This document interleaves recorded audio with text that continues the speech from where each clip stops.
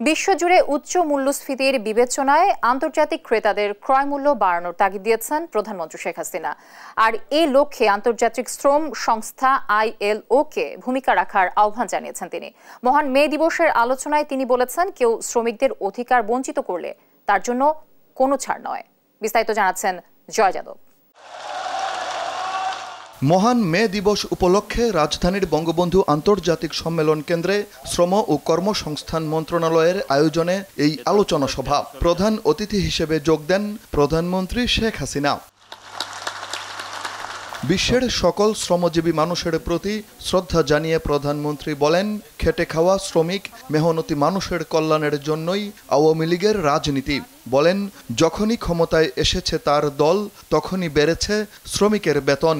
জানান, শ্রমিকদের অধিকার বঞ্চিত করলে কাউকে ছাড় নয়। খেটে খাওয়া মানুষ, তাদের ভাগ্য পরিবর্তনই আওয়ামী লীগের সবসময় লক্ষ্য।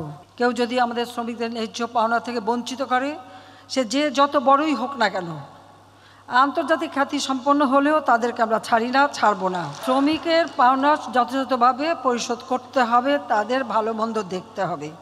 যুদ্ধের জেরে বিশ্বজুড়ে বেড়েছে মূল্যস্ফীতি। এজন্য তৈরি পোশাকের ক্রয় মূল্য বাড়াতে আন্তর্জাতিক ক্রেতাদের প্রতি আহ্বান জানান প্রধানমন্ত্রী। আন্তর্জাতিক পর্যায়ে যারা আমাদের গার্মেন্টস ক্রয় করে বা আমাদের উৎপাদিত পণ্য ক্রয় করে, তাদেরকেও বলবো, এখন তো সব জায়গায় ইনফ্লেশন বেড়ে গেছে, জিনিসের দাম বেড়ে গেছে, একটা পিস গার্মেন্টস তৈরি করতে খরচও বেড়ে গেছে। তো সেটা বিবেচনা করে যারা বায়ার, তারা যদি একটু মূল্যটা বাড়িয়ে দেয়, তাহলে আমি মালিকদের উপরে আরও চাপ দিতে পারি আমাদের শ্রমিকদের সুবিধা দেওয়ার জন্য। আমি আশা করি ILO শুধু শ্রমিকদেরটা দেখতে গেলে সাথে সাথে এই মালিকদের বিষয়টাও দেখবে, এটাও যেন হয়।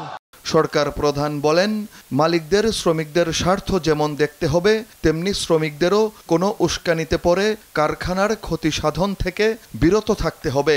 কোনো সমস্যা হলে সেটা বলবেন, কিন্তু কারো প্ররোচনায়, কারো উস্কানিতে নিজের রুটি রুজি যেখান থেকে আসবে, ভাত কাপড় আসবে, কর্মসংস্থান হবে, সেটাকে যেন কোনো রকম ধ্বংস করা না হয়, সেটা আপনারা অবশ্যই যত্নবান হবেন।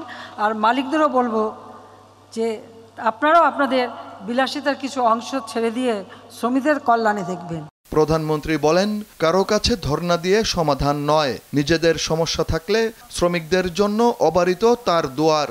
আপনাদের কোনো অসুবিধা যদি হয়, আমি জানি আমার দুয়ার খোলা।